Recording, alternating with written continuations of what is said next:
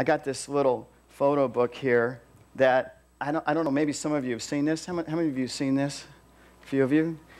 Cool. This is a photo book for Tammy's and my. This would be an appropriate place for. Let's try that again. This is a 30-year photo book to remember 30 years of marriage between Tammy and I. This is a picture of Tammy. Who says you can't teach an old dog new tricks?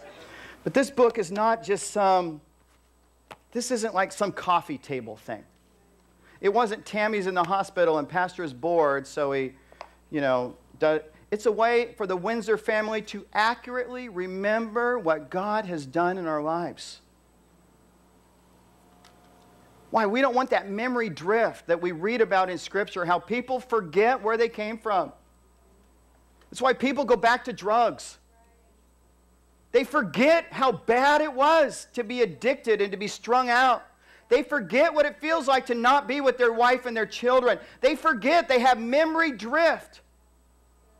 And any time in Scripture when people had memory drift, it is not good. It doesn't end up good. But somehow we forget.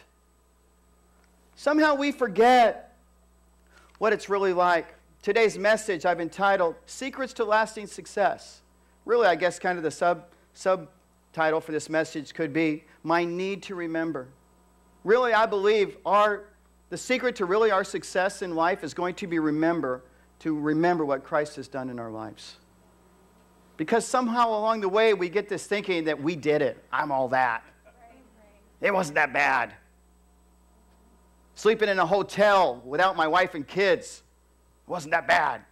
Sleeping on the floor at a relative's house wasn't that bad. It was kind of fun. Really? Then why were you taking up all pastor's time crying on him because you were separated from your family?